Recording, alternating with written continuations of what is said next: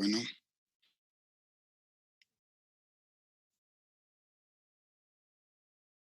Ok, miren, el día de hoy vamos a concluir la parte de servicios auxiliares. Si no mal recuerdo, nada más nos quedó pendiente ya lo de aire comprimido. Hoy lo vamos a y aspectos rápidos en las normas CIS y las normas para calidad de aire de instrumentos. Posteriormente, de forma rápida, cómo se qué es la parte de la y cómo es que está eléctrica para el alimento, los compresores que se tienen en la escuela. Y vamos a arrancar también parte de lo que son los permisivos. ¿Sí? Esta parte de los permisivos es una forma en la que se van dando las secuencias para el arranque y paro de algún proceso. Por ejemplo, cuando en su vida laboral tengan un TMI que hayan diseñado, el operador solamente va a, a oprimir, ya sea en un gabinete o en un HMI, un indicador que me diga arranque de proceso. Y en ese arranque de proceso, pues ya inmediatamente que ustedes lo opriman ese botón de tecla virtual en algún caso, pues el sistema va a empezar a verificar que se esté llevando el proceso de forma correcta y segura.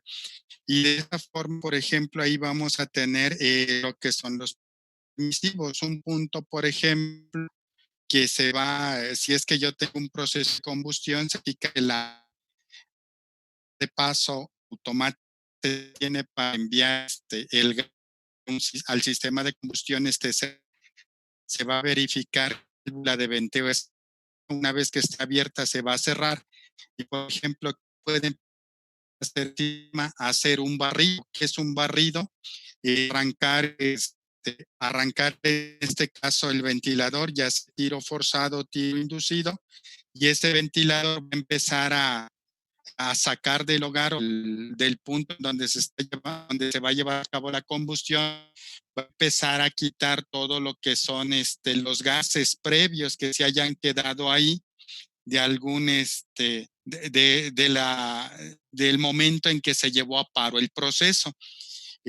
Otro punto, por ejemplo, que me puede ver un permisivo, va a ser que si yo tengo máquinas de gran capacidad, llámense estas, por ejemplo, no sé, turbinas o algún otro o algún otro equipo dinámico rotativo, como le llaman. Tengo que verificar que la lubricación esté funcionando. Entonces, no voy a poder, o mejor dicho, el proceso no va a poder arrancar, no se cumple esa parte de tener de tener la lubricación, así como también si son máquinas de gran capacidad, yo voy a requerir lo que es un motor de arranque. Entonces, primero debo de verificar que el motor de arranque esté funcionando y ya cuando se cumplen ciertas condiciones que pueden ser tal vez de presión o de RPM en la máquina que va a mover a todo mi proceso, cuando yo llego a esas condiciones de RPM, el permisivo, ¿qué es lo que va a hacer? Va a mandar a que se desembrague el motor de arranque y que ya la máquina por sí sola empiece a operar. Entonces, ese es parte de los permisivos que vamos a estar eh, comentando aquí. Ok, entonces, si no mal recuerdo, nos habíamos quedado en donde estaban las pantallas del sistema de aire comprimido. En esas pantallas de aire comprimido habíamos visto cuál era la ventaja de manejar de que podíamos manejar lo que era la señal IO-Link y la señal de 4 a 20 miliamperes. Entonces ahora vamos a retomar algunos puntos que nos piden estas normas. En este caso, la norma a la que hace referencia para la calidad del aire de instrumentos, y si es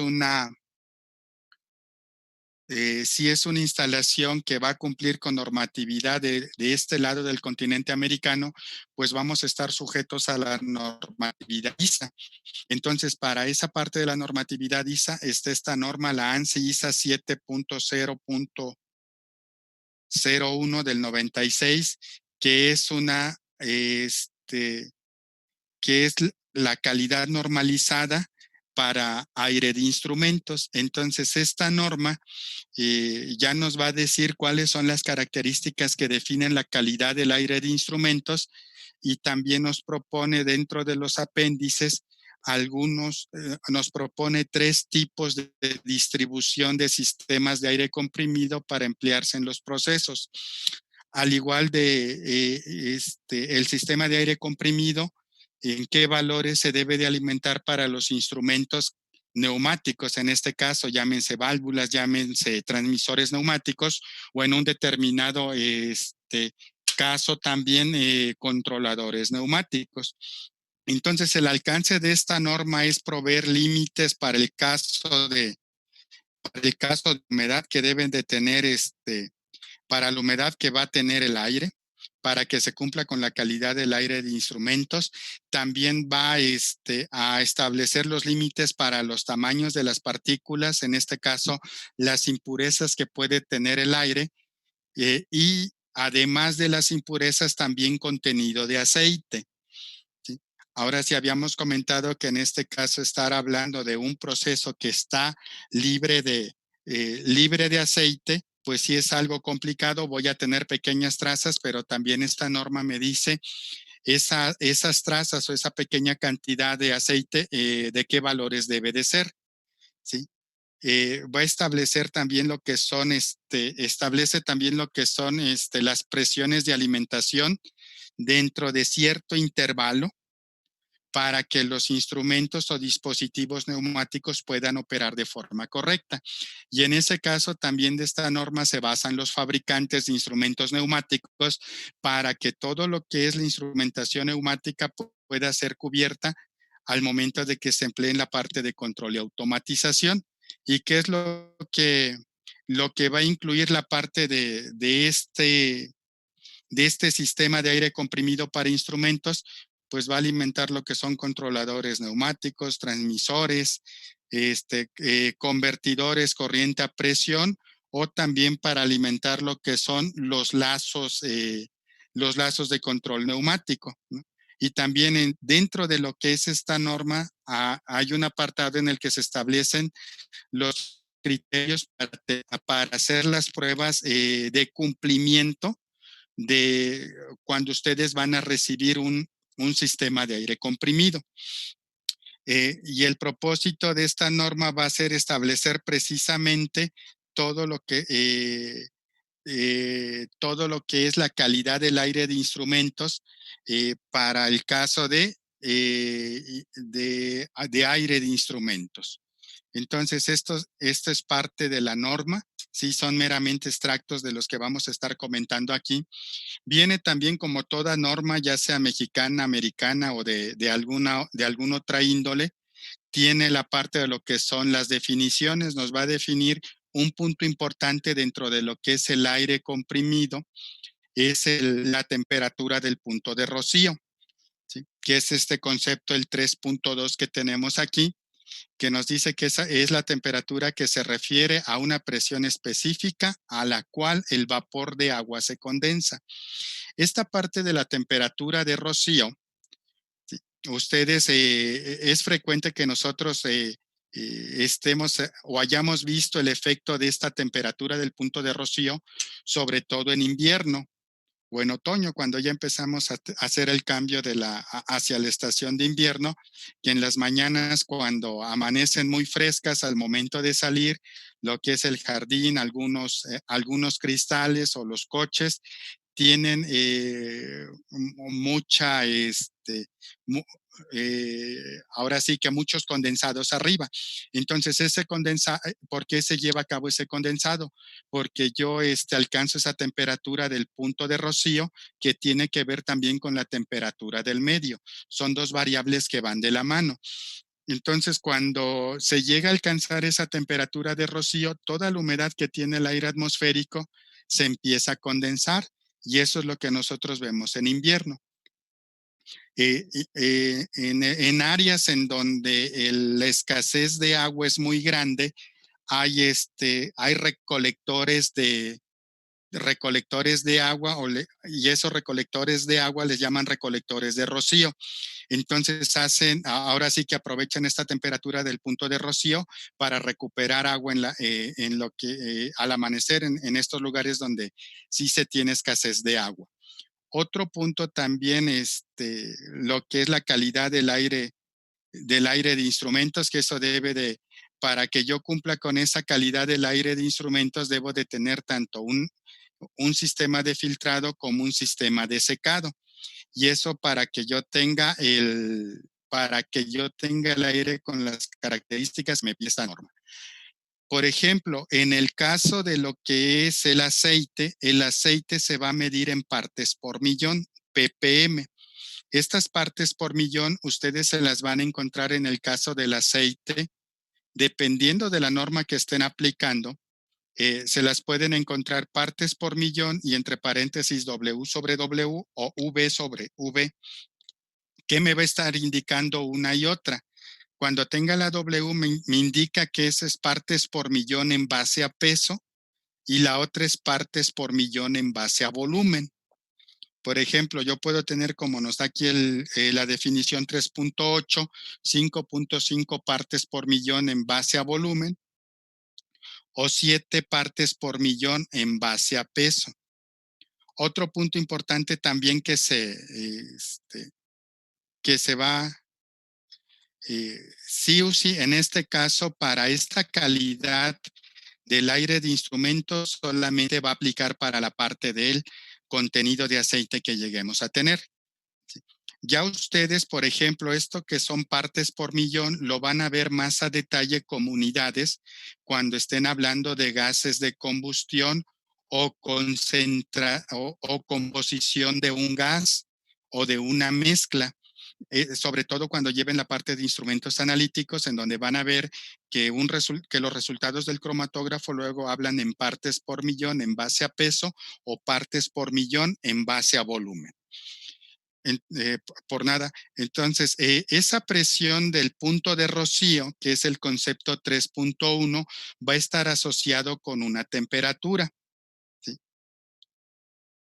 Eh, este, Aquí en el último punto, aquí nos dice que cuando tenemos presencia del punto de rocío, el valor que se le va a dar va a ser en términos de la presión en la tubería. Entonces, la presión de rocío, luego voy a estar hablando de menos 40 grados Celsius o 40 grados Fahrenheit de punto de rocío a una presión aproximada de 690 kilopascales o 100 psi. Entonces, si se acuerdan, habíamos comentado que la temperatura del punto de rocío estaba asociada o referida a una presión en específico. Entonces, hablar de una temperatura de menos 40 o 40 grados Fahrenheit o Celsius, que aquí a 40, tanto Celsius y Fahrenheit son iguales, ese punto de rocío solamente se va a tener si el aire se encuentra a esta presión. Y esta presión es equivalente a los 7 kilogramos por centímetro cuadrado o 7 bar o la 100 psig, que generalmente es la presión a la cual se suministra el aire al anillo, al anillo de aire comprimido o a la red del aire comprimido. Entonces, este es un punto, esta temperatura está asociada con la presión que yo voy a tener en mi sistema. Si es que yo llego a alcanzar esta temperatura, que va a ser algo complicado de alcanzar, salvo que estemos en Siberia en invierno, ¿qué es lo que le pasaría a la pequeña cantidad de humedad que llevara el aire, que se llegara a escapar de todo el proceso de filtrado y secado que se tiene en un sistema de aire comprimido?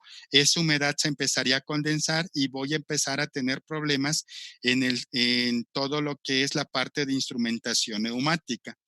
Por último, tenemos el otro concepto que es la humedad relativa, La humedad relativa, si ustedes recuerdan, se mide en porcentaje. Hablar de un aire con 100% de humedad no quiere decir que el aire está compuesto del 100% de vapor. Me está indicando que ya el aire está saturado y ya no puede absorber más humedad. Entonces ahí es en donde yo voy a decir que tengo el 100% de humedad relativa del aire. Y un aire que tenga 0% de humedad relativa me está indicando que es un aire seco. Por ejemplo, cuando ustedes han ido a la playa, se han dado cuenta que allá suda, ahora sí uno suda bastante, porque uno suda mucho en ese tipo de ambientes, porque es un ambiente húmedo con una humedad arriba del 80%. Entonces, cuando nosotros transpiramos, la humedad que sacamos, como el aire está casi saturado, ya no puede absorber mucha cantidad de la humedad que nosotros transpiramos y por eso empezamos a sudar. Caso contrario, cuando estamos aquí en la Ciudad de México, salvo que hagamos una actividad física muy demandantes, como empezamos a sudar. ¿Por qué casi no sudamos aquí también? ¿O por qué también cuando quieren secar ropa, la Ciudad de México comparada contra el nivel del mar, en la Ciudad de México se seca más rápido la ropa? Porque como el aire tiene una humedad menor al 50%, puede absorber gran cantidad de agua y eso hace que los procesos de secado, en el caso de la ropa, sea más rápido. Y en el caso, por ejemplo, si nosotros nada más estamos caminando de un punto a otro, tal vez no sudamos, y en el caso de caminar esa misma distancia a nivel del mar, por la, por la alta humedad que tenemos ahí, es que sudamos, ahora sí que sudamos en exceso. Otro punto que también ustedes ven la humedad relativa, por ejemplo, si están en un lugar húmedo, una temperatura de 10 o de 12 grados Celsius, se siente se tiene una sensación térmica más grande que en el caso de estar en la Ciudad de México a 10 grados Celsius. ¿Por qué? Por el mismo efecto de la humedad relativa que tenemos en esos lugares húmedos. Entonces, estos son algunos conceptos que maneja esta norma. Casi la mayoría de ellos, si no es que todos, los van a ver ustedes también en la parte de instrumentos analíticos, porque hay un punto que van a ver es humedad relativa y van a trabajar con algo que se llama cartas psicométricas. Esa carta psicométrica me sirve cuando yo quiero humidificar el aire o quiero secar el aire. Entonces ahí yo puedo determinar cuánta humedad le estoy retirando al aire o cuánta humedad o cuánta cantidad de agua le debo de suministrar al aire para llegar a un valor de humedad relativa que yo requiera. Entonces, estas son algunas definiciones que marca la norma. ¿Qué es lo que me va a decir esta norma? Todo lo que es el diseño de un sistema de aire de instrumentos. Me va a hablar en cuanto a la cuestión de calidad del aire que se requiere por el usuario. En este caso, el usuario son los instrumentos, toda la instrumentación neumática, y también me va a dar los parámetros que van a definir lo que es la calidad del aire en el caso de estas aplicaciones. Ya dentro de estos parámetros en cuanto a calidad, el primer punto es la presión, lo que es la presión del punto de rocío. Y aquí ya me va a decir que la presión del punto de rocío cuando se mide en la salida de un secador, si se acuerdan, con la presión del punto de rocío está asociada a la temperatura, debe de ser al menos de 10 grados Celsius. Entonces, estos valores son los que yo ya voy a estar, puedo estar monitoreando en mi sistema, ¿sí? Son condiciones que en algunas ocasiones son difíciles de conseguir en este tipo de aplicaciones, pero todo también va a depender del medio externo. Por ejemplo, estar en el norte del país, sí es muy factible que al interior de una planta yo pueda llegar a alcanzar esta temperatura al exterior, perdón, dentro de la planta. Y si yo llego a esa temperatura, si se acuerdan, la temperatura me va a llevar al equilibrio térmico, entonces el aire puede llegar a esta temperatura y entonces sí yo ya pudiera estar en problemas por la parte de que se me llegue a presentar condensados dentro de mi línea. Sí, entonces es lo que ya me está definiendo aquí en cuanto a esta presión del punto de rocío. Otro punto que también maneja esta norma es la parte de lo que son no debe de llevar cierta, ahora sí va a llevar cierta cantidad de humedad UCI, pero que esa humedad, si es que se me llega a pasar dentro del sistema, yo debo de garantizar que esa humedad no se va a condensar, porque si se condensa, entonces yo ya voy a tener esos condensados dentro del sistema neumático y eso me va a generar problemas, sobre todo en tener mi señal de 3 a 15 PSI. Sí, es permitido una pequeña cantidad de humedad, pero esa cantidad de humedad no la debo de o no debo de permitir que se condense. En el caso de lo que son las partículas, el tamaño de partículas que me pide esta norma ISA, me dice que va a tener un valor máximo de 40 micras. ¿Por qué es importante tener este valor que me está definiendo la norma? Porque en base a estas 40 micras es como se va a hacer la selección del aire perdón, es como se va a hacer la selección del filtro para el sistema de aire de instrumentos. Entonces, pudiera yo tener en algún caso algún sistema de medición, vamos a suponer que me pidiera que el máximo eh, tamaño de las partículas no debe de exceder 30 micras. Entonces ese va a ser el equipo más crítico en cuanto a tamaño pequeño de las partículas, va a ser el que me va a mandar al momento de seleccionar el filtro que voy a utilizar en mi sistema. En el caso, por ejemplo, del contenido de lubricante o de aceite, es más común así encontrarlo como contaminación por aceite. No debo de exceder una parte por millón, ya sea en base a peso o en base a volumen. ¿Sí? Y otros contaminantes que también puedo tener, debe de estar libre de, por ejemplo, si estoy trabajando en algún lugar donde hacen un proceso de pintado, no debo de tomar el aire cerca de ese lugar porque el aire va a estar contaminado con pequeñas partículas en aerosol de este tipo de contaminantes. Tampoco debo de estar, por ejemplo, utilizando algún solvente o algún sistema de limpieza químico porque también va a contaminar el aire que va a comprimir el compresor.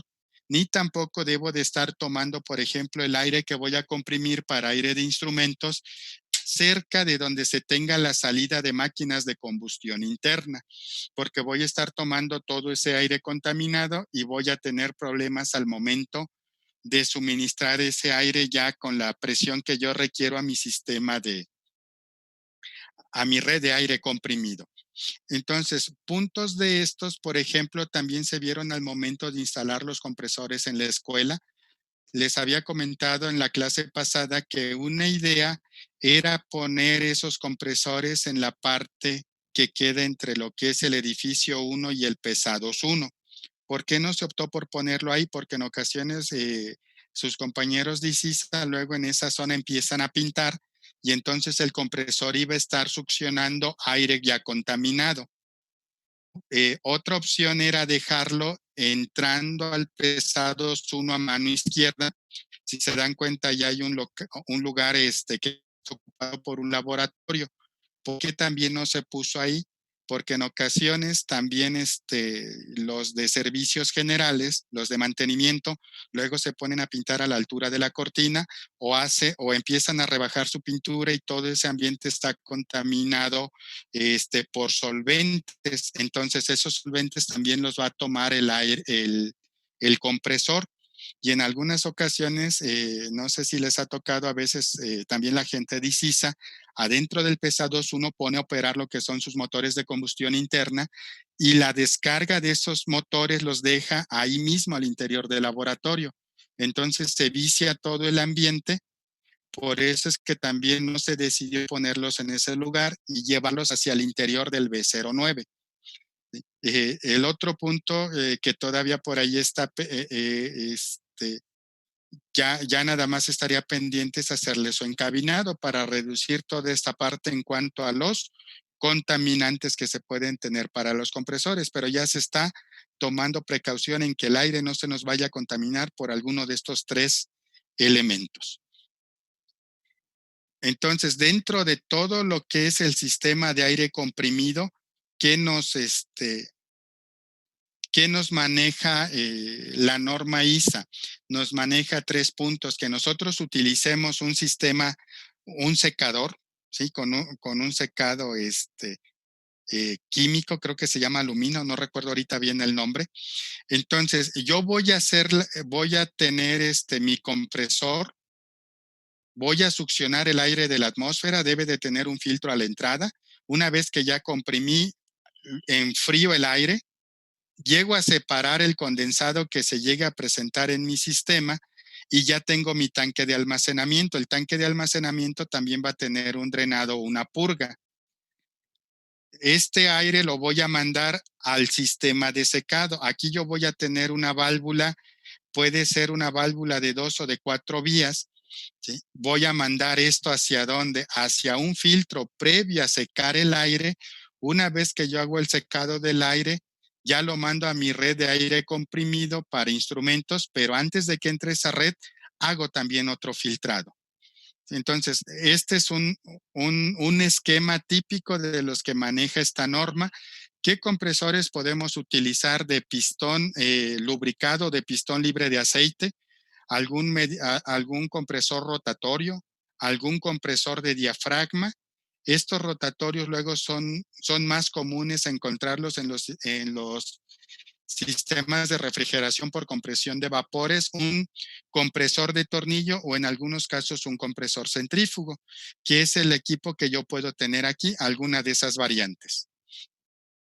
El otro punto que nos maneja también la norma es ahora tener un secado con refrigerante y hacer el enfriamiento del aire. Entonces, esta parte del proceso es similar a la que habíamos visto anteriormente. Lo único que va a cambiar es lo que tenemos dentro de este recuadro, en donde vamos a utilizar un intercambiador de calor, voy a utilizar un evaporador, un separador, y aquí yo voy a tener evaporador, condensador y un compresor. Esto que yo tengo aquí es un sistema por compresión de vapores. Esto me va a servir para enfriar el aire en el evaporador. Una vez que yo enfrío el aire, le voy a retirar humedad y para no suministrar el aire frío a mi sistema, como yo voy a tomar el aire que va a venir de este tanque de recepción, va a venir aquí con una temperatura ligeramente arriba de la temperatura ambiente, voy a hacer pasar el aire por este intercambiador de calor para incrementarle la temperatura al aire y poderlo estar suministrando a la red entre un valor de 20 a 30 grados Celsius. Entonces ya para acá ya viene a mi sistema, a mi red de aire de instrumentos. Y el otro punto, en vez de utilizar un refrigerante, se va a utilizar lo que es un sistema de refrigeración en base a agua. Sobre todo si yo tengo de un proceso un sobrante de agua helada y está disponible en mi sistema, se utiliza un intercambiador de calor para que para hacer la parte del enfriamiento del aire. ¿Sí? Aquí enfrío el aire, ¿sí? Aquí en esta parte estoy enfriando, voy a enfriar el aire y también en esta otra parte, ¿qué es lo que voy a hacer? Lo voy a calentar para ya después llevarlo a mi sistema. Lo único que igual estamos cambiando es la parte en cómo vamos a estar haciendo el secado del aire. Entonces, esos 3 métodos los maneja la norma ISA respecto a calidad del aire para instrumentos. Y del otro lado, la misma norma ya nos establece los valores típicos con los que yo voy a estar alimentando la instrumentación. Vean, por ejemplo, aquí yo tengo valores, el transmisor neumático típico de 3 a 15 PSI, tiene un span de 12. Y vean, la alimentación de presión debe de ser mínimo de 19 PSI, máximo de 22. Aquí está la razón por la cual luego hemos estado comentando para los que nos conocimos en quinto semestre y también lo hemos remarcado ahora en sexto, que todo lo que son los instrumentos neumáticos por lo regular manejan una presión de alimentación de 20 PSI para que yo pueda operar con una señal de 3 a 15. Otro valor raro que me puedo encontrar dentro de los instrumentos, pero neumáticos, pero se lo pueden llegar a encontrar, es manejar una presión de 5 a 25. Y vean, aquí voy a estar suministrando la presión entre 33 y 38 PSI. Típicamente aquí voy a alimentar a mi sistema 25 PSI. Y en el otro caso, si recuerdan cuando vimos el video con esta persona de lo que era este, el posicionador, que hablaba que hay algunos posicionadores que también trabajan de 6 a 30 PSI.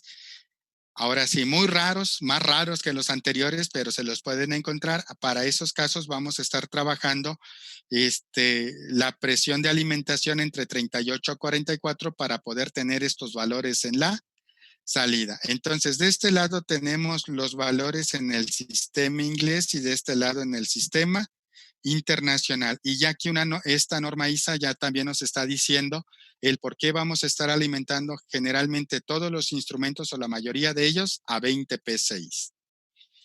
Esto es por el lado de la norma ISA. Por el lado de lo que son las normas ISO, vamos a tener esta norma ISO 8573, que son especificaciones de aire comprimido. Y en el caso de las normas ISA, si recuerdan en los webinars que hemos estado viendo, hablaban de que en el caso del aire iban a tener para el caso de ISO diferentes clases de aire. Y esa clase de aire va desde el 0 hasta 9 y hay una clasificación X que tenemos por acá y está dividido en 3 rubros: partículas sólidas o polvo, humedad, ¿sí?, y la parte de aceite. Vean, en la parte de aceite nos la puede manejar tanto en miligramos por metro cúbico o partes por millón en base a peso. Entonces, esto es lo que me establece la norma ISO. Y ahora sí, la diapositiva de los webinars de Kaiser que a mí me pareció adecuada fue la siguiente, que hace referencia a lo que es la norma ISO, que es ahora sí, esta gráfica que tenemos aquí, en donde nos da las diferentes aplicaciones del aire comprimido que nos vamos a encontrar a nivel industrial. Y aquí estos cuadros nos están indicando, en el caso de polvo o partículas, qué clase debo de tener. Después tenemos en el caso de agua, qué clase debo de tener. Entendamos aquí por agua que se refiere a la parte de contenido de humedad. Y en el otro caso, aceite, partes por millón. Entonces, de todo esto, ubicamos aquí en esta parte está para sistemas de embalado o aire de control y de instrumentos. ¿Qué me dice? Que voy a tener un aire que tenga una clase 242, 2 en polvo, 4 agua y 2 en aceite. Si nos regresamos a la anterior, entonces para el aire de instrumentos yo voy a estar hablando de que voy a estar en esta clase 2 y el instrumento me puede decir las micras máximas de polvo que yo puedo tener aquí para definir si es en esta primera columna, la segunda o la tercera. Entonces me dice que en caso de polvo voy a manejar 2, en caso de humedad me pide 4. Vean, tenemos 3 grados Celsius como temperatura de punto de rocío, 38 grados Fahrenheit.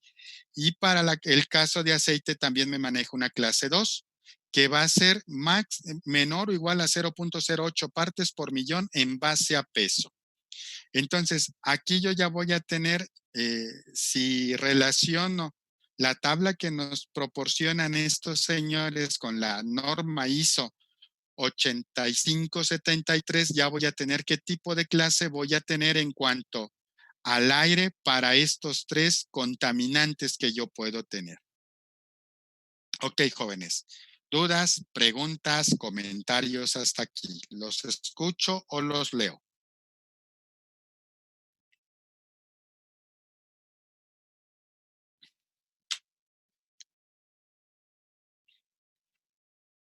¿No?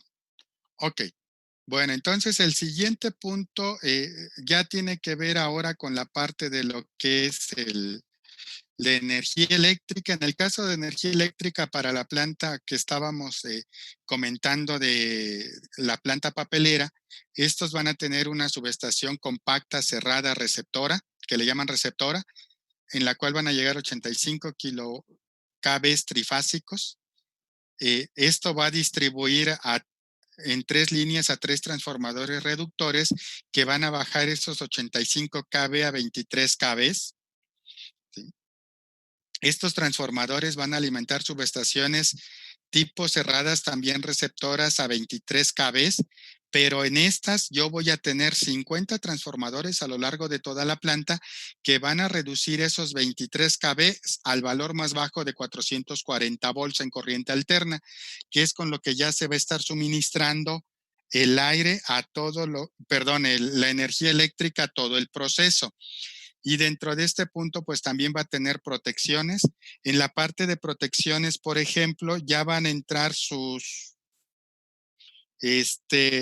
compañeros del área de ingeniería eléctrica a hacer la coordinación de protecciones para garantizar que no me vaya a quedar sin energía eléctrica. Y toda esta parte también en cuanto a estos 23 kV van a estar suministrando o alimentando lo que ya hemos estado comentando mucho de los cuartos de control de motores y los tableros de distribución de carga que se van a tener. Entonces, todo esto ya es para cubrir el área eléctrica que requiere este tipo de planta. Otro punto, ahora sí, en esta parte ya para cerrar, ahora sí, con el área eléctrica y todo lo que son servicios auxiliares, aquí viene lo que es el diagrama unifilar. Este diagrama unifilar es el de los compresores que se instalaron aquí en el Pesados 1. ¿Sí? Aquí tenemos la subestación, que esta subestación está al frente enfrente de Pesados 3, que es la nueva subestación que hicieron. Esa subestación tiene un sistema SCADA para el monitoreo de toda la subestación, y de ahí llegan 3 fases, 4 hilos, porque llega una tierra también. Esto llega a la subestación que tenemos en Pesados 1, que de ahí de los 23 kV va a bajar a 220 volts y a 127 volts. Aquí se tenía lo que es el tablero en donde se conectaron los dos compresores. Estos 2 compresores son los que están, los que veíamos en la clase pasada. Y aquí vamos a tener lo que son ahora sí, sus protecciones, tanto en el lado de la subestación como protecciones en el punto en donde están ya instalados los compresores de 7 caballos y medio. Entonces, esto también tuvo su memoria de cálculo para determinar todo lo que son calibres y también un cálculo de cortocircuito del sistema. ¿Por qué tener esa memoria de cálculo, jóvenes? Porque en este punto como las válvulas de seguridad que tienen los compresores exceden los 9 bars, ya cuando yo tengo una válvula de seguridad ajustada a más de 9 bars, ese ya se considera un recipiente a presión clase 2, y ese recipiente a presión, para que yo ponga a operar el compresor, debo de tener un permiso de la Secretaría de Trabajo y Previsión Social. Y todo lo que me va a pedir la Secretaría de Trabajo y Previsión Social es que toda la instalación que yo tenga que concierne a ese sistema de aire comprimido, todo tenga su memoria de cálculo. Por ejemplo, todos esos compresores ya vienen con certificaciones por el lado de las normas alemanas, que son normas DIN. El fabricante entrega toda esa memoria de cálculos, viene con número de serie de cada uno de los tanques, de cada una de las válvulas, a qué presión están ajustadas, y toda la información que se requiere, toda esa información se le da a la unidad de verificación, y esa unidad de verificación ahora sí que va a ser como una auditoría de toda esa información y va a corroborar ciertos puntos para que se nos pueda dar ese permiso para que operen esos compresores. Esto no quiere decir que si no tengo ese permiso no puedo operar. Puedo, pero no debo. ¿Por qué no debo? Si es que se llega a generar un problema, un accidente, y si ese accidente es producto ahora sí, del aire comprimido, lo primero que van a llegar a la escuela, les van a preguntar, a ver, ¿dónde está tu permiso por la Secretaría de Trabajo y Previsión Social. Si no tienen ese permiso, hasta clausuran todo el pesados 1. Entonces, por eso es que se debe de hacer ahora sí, ese tipo de permisos ante la Secretaría de Trabajo y Previsión Social. Entonces, con esto terminamos todo lo que es la parte este, de lo que son servicios auxiliares. Ahora sí que si se dan cuenta con todo, con la plática que nos dio el ingeniero Santana, vimos área de servicios auxiliares por la parte de industria alimenticia. Aquí en este caso vimos algunos aspectos de lo que es industria papelera. También vimos algunos aspectos que tienen que ver con la parte de generación de energía eléctrica, y también tomamos una parte en cuanto a aire de instrumentos, al aire comprimido enfocado hacia el aire de instrumentos. Prácticamente abarcamos 4 áreas de lo que ustedes se pueden encontrar allá afuera, y ya con eso ustedes ya van a tener un panorama general en cuanto a todo lo que son esos servicios auxiliares que requieren tanto el monitoreo como el control de ciertos parámetros.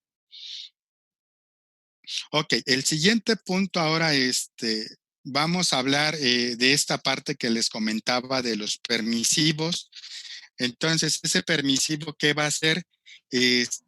Cumplir con ciertas condiciones de una variable de proceso para que siga un proceso de arranque de un equipo.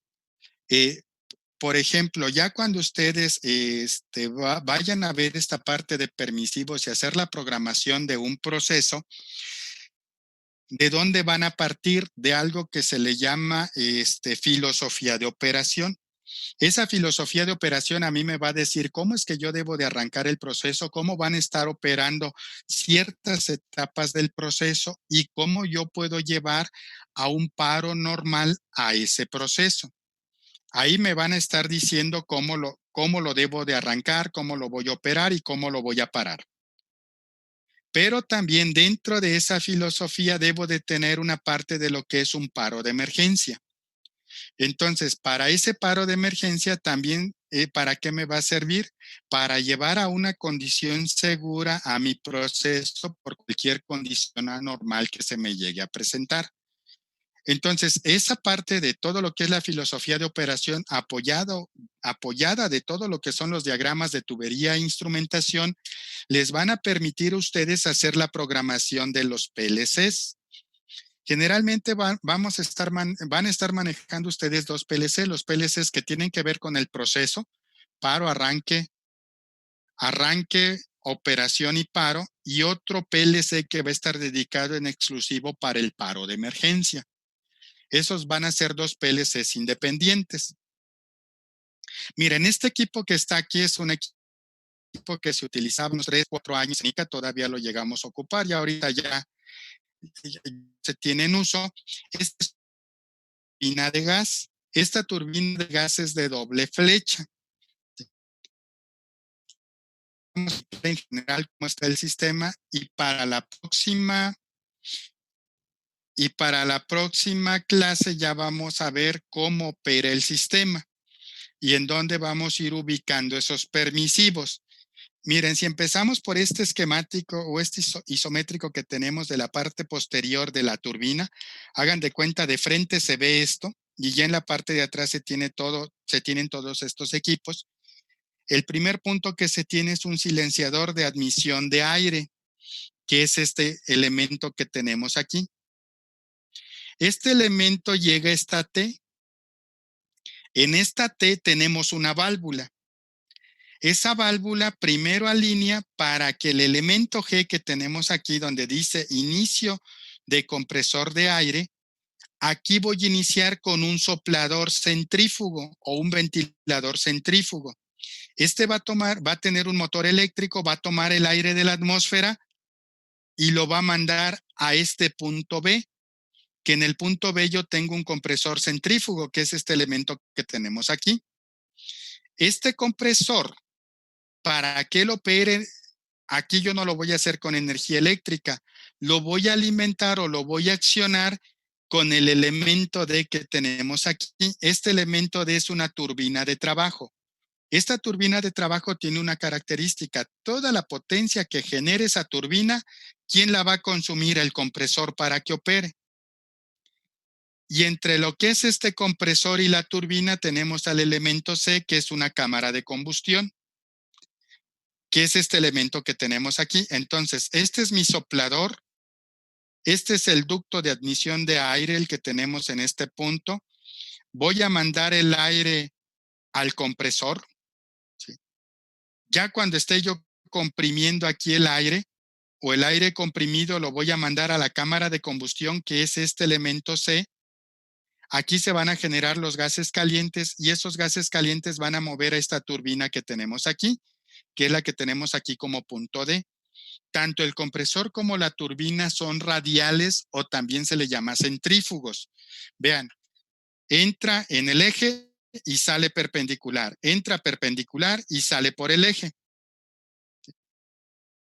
Entonces, esta turbina solamente se va a encargar nada más de mover el compresor. Estos gases calientes se van a pasar a otra turbina, que en este caso es la turbina número E, que esta es la turbina de potencia. Esta turbina de potencia, su única función va a ser entregarme trabajo útil, ¿sí? ¿Dónde me va a entregar el trabajo útil? En un generador eléctrico, el H que tenemos aquí, que es este elemento que está aquí. ¿Cómo le voy a meter carga a mi generador? Con un dinamómetro. Entonces ya aquí llegamos hasta este punto. Después, ¿qué le voy a hacer a todo esto? Lo voy a mandar por el ducto F, que este es un silenciador de gases de combustión, y de aquí ya va a la chimenea. ¿Qué vamos a tener también aquí en este caso? Esta J es una bomba de aceite, ¿sí? O puede ser una bomba de combustible, dependiendo del tipo de turbina que se tenga. Para este caso es una bomba de aceite, porque como combustible se está utilizando gas LP, o se utilizaba gas LP. Esta parte tenemos, va a tomar el aceite lubricante de este tanque de aceite lubricante. Cuando se haga la lubricación de esta zona de aquí, de este eje que une al compresor con la turbina, y también de la turbina de potencia, cuando el aceite ya hace la lubricación, se calienta. Entonces, si yo caliento el aceite, su viscosidad se va a reducir. Entonces, ¿qué necesito hacer? Enfriar el aceite. Por eso tiene un sistema de enfriamiento. En este caso es un intercambiador de calor. ¿Qué voy a necesitar? Una entrada eléctrica y una protección por temperatura. La única protección que tiene esta turbina, que es de forma automática, es una protección por temperatura que manda un paro de todo el sistema. Entonces, estos son los elementos que tenemos aquí.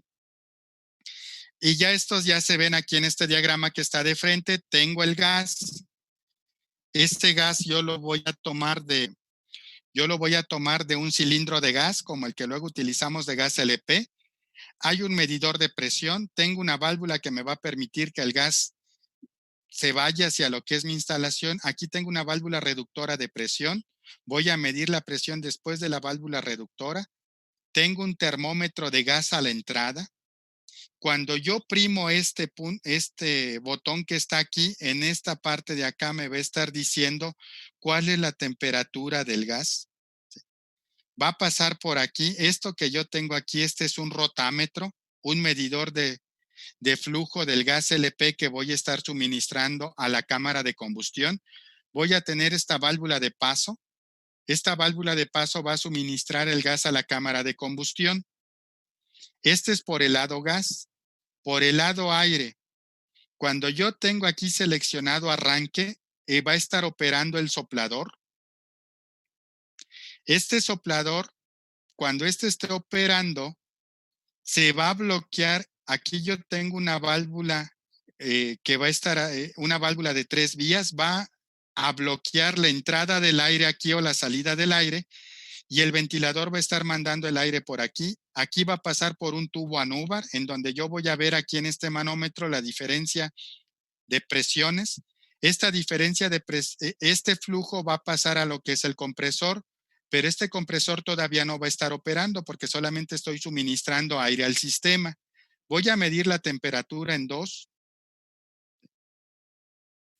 Va a seguir este elemento aquí. Yo puedo medir temperatura 2, temperatura en 1 y temperatura del gas.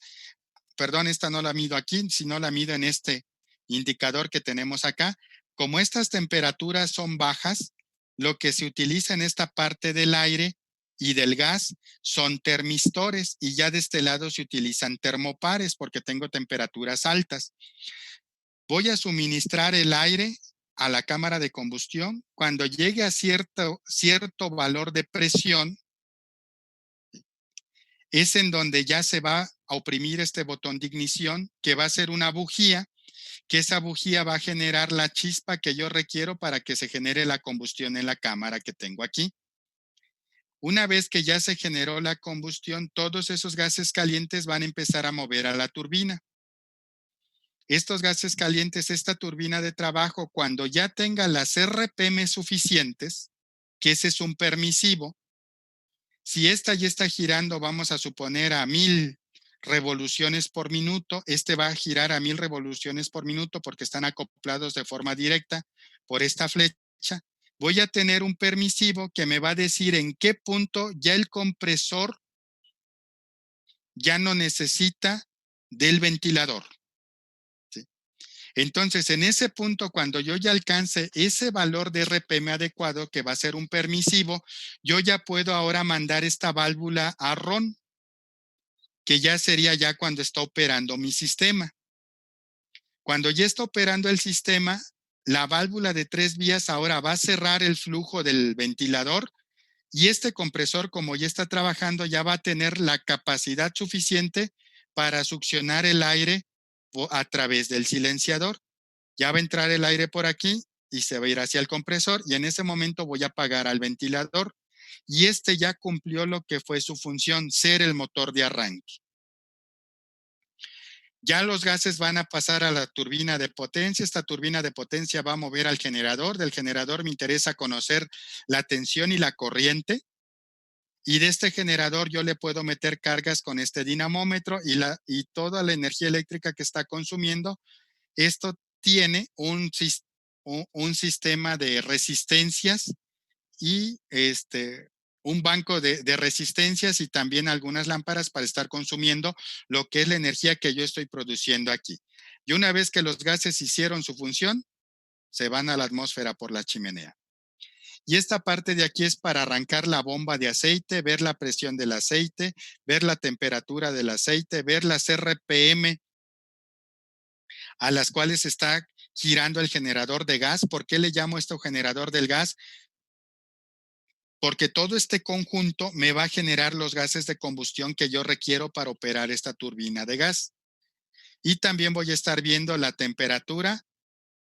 la presión que voy a tener entre el ducto que une a la turbina de trabajo y la turbina de potencia. Y voy a ver también la velocidad angular de la turbina de potencia. ¿Sí? Esto, jóvenes, en general es como opera una turbina de gas, así platicado sin ecuaciones. Entonces, todo esto hay que ponerlo ahora en el lenguaje de mi PLC a través de una filosofía de operación. Y una vez que yo ya tenga mi filosofía de operación, ahora voy a tener una filosofía de control. ¿Qué necesitaba esta turbina para operar? Como todo proceso, va a requerir servicios auxiliares. ¿Cuáles son los servicios auxiliares para que opere este sistema? Alimentación eléctrica, gas LP, agua de enfriamiento y drenaje. Esta turbina ha de tener alrededor como de unos 30 años, por eso en esa época, cuando se generó este equipo didáctico, es marca Cussons, esta es una marca inglesa. Entonces se metía el agua de enfriamiento, hacía la función del enfriamiento del aceite y se mandaba al drenaje. Hoy en día, si esta turbina la siguen fabricando, ya no debe de tener este desperdicio de agua, debe de tener un circuito cerrado de agua de enfriamiento con un intercambiador de calor de tiro forzado para bajar la temperatura del agua y que se siga manteniendo el aceite dentro del intervalo de temperatura adecuada para que pueda lubricar de forma adecuada lo que es el eje que une a la turbina de trabajo y el compresor, y la lubricación de la turbina de potencia y el dinamómetro, que ese dinamómetro funciona por principio hidráulico. Entonces, en general, esto que tenemos aquí es esa turbina de gas. Ahora, para la próxima clase vamos a arrancar con lo que es cómo opera el sistema. Y aquí, al momento de que vayamos viendo cómo opera este sistema, vamos a ir ubicando dentro de toda esta operación los puntos en donde entran los permisivos, que esos son ahora sí, que van a ser los condicionantes que ustedes van a tener que programar ya en un proceso cuando anden trabajando. Ok, jóvenes, hasta aquí. ¿Dudas, preguntas, comentarios? ¿Los escucho o los leo?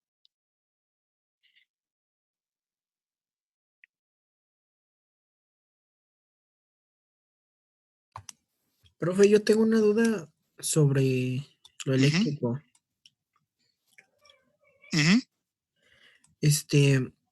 Bueno, ya ve que nos puso el diagrama unifilar. Ajá. Entonces, por ejemplo, ese tablero lo tuvieron que cambiar, o bueno, tuvieron que poner uno nuevo, o ¿cómo le explico? Es a lo que vi tenía de iluminación también, ¿no? Ok, vamos para allá. Mire, todo este tablero ya estaba en la subestación. Ah. Y todo esto iba hacia un cargador de baterías, alumbrado, iba hacia zonas de ESIME. Ahora sí, quién sabe ellos a qué le llaman ESIME 1A y ESIME 1B, pero hacia allá van los consumos. Entonces, en este tablero, Soria, había espacio para poner, ahora sí, los interruptores para los compresores. Ajá, pero Por bueno, eso, ajá. esto es a lo que voy. Se supone que cuando tú haces una instalación eléctrica tienes que dejar, no recuerdo si es el 10% de... ¿Sí lo escucho? Entonces, o sea, están ocupando cada uno tres, por así decirlo, tres electrones. Es No lo pastillas, por así escucho. decirlo.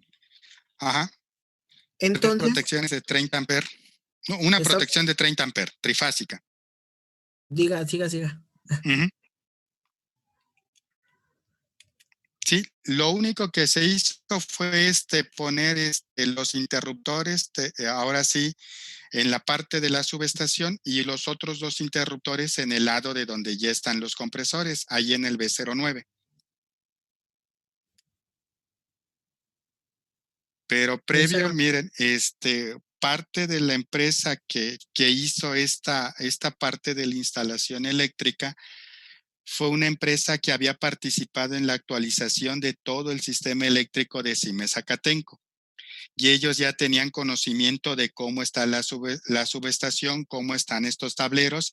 Así como usted dice, Soria, cuando yo diseño algo y lo diseño bien, le doy siempre ese margen para que pueda crecer. ¿Sí? Entonces, ahora sí, dentro de ese margen, al momento de ponerle estos dos compresores de 7 caballos y medio, pues ahora sí no hay ningún problema dentro de ese tablero, ¿no?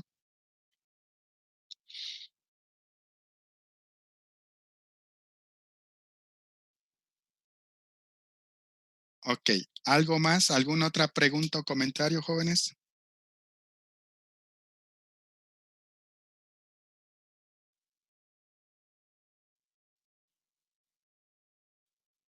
No. Ok, miren, entonces si no hay algún otra pregunta o comentario al respecto, jóvenes, por nada, Soria, el día de hoy aquí le dejamos y nos estamos viendo el viernes para ya cerrar todo esto, ¿no? Miren, yo estaba viendo que aquí en esta parte de Festo, creo que la otra semana van a dar un curso ahí de esos que dan de 6 días, de 6 horas en 3 días, de lo que son los PLCs que manejan ellos y lo que es lo básico de programación de PLCs. Esta información, al igual que lo último que les he publicado en Classroom, les voy a publicar ahí donde se pueden registrar para los que estén interesados. Y yo creo que para la gente que no haya llevado esta parte de programación de PLCs, yo creo que asistir a este curso que van a dar estas personas de forma gratuita y que al final, ahora sí, un poco retardado, pero les hacen llegar lo que es su constancia, ahora sí que no va a estar no va a estar mal asistir a ese curso. Entonces, esa información se las voy a publicar ahí en Classroom para que ya el que guste se vaya registrando. Igual una vez que terminemos a partir de la otra semana, bueno, este viernes que vamos a terminar clases, y si yo encuentro todavía en este periodo de vacaciones algunos cursos o webinars que vea que hay información que les pueda servir, yo como quiera se los voy a estar publicando ahí para los que estén interesados en seguirse preparando, aunque estemos en esta situación, pues lo sigan haciendo, jóvenes. ¿Sí? Bueno, entonces, si no hay algo más que comentar, el día de hoy aquí le dejamos. Le comenté a sus compañeros que estamos en el repaso. El repaso los vamos a retomar a partir del 15 de julio, ya por las mañanas, para que ya ahorita, por si tienen algunas actividades que entregar para sus calificaciones finales, pues ahora sí no nos estemos distrayendo y ya a partir del 15 que están entregadas las calificaciones, pues ya retomamos toda esta parte. ¿Sí? Entonces, jóvenes, me dio gusto saludarlos el día de hoy y nos estamos viendo el próximo viernes. Que tengan una buena tarde. Hasta luego.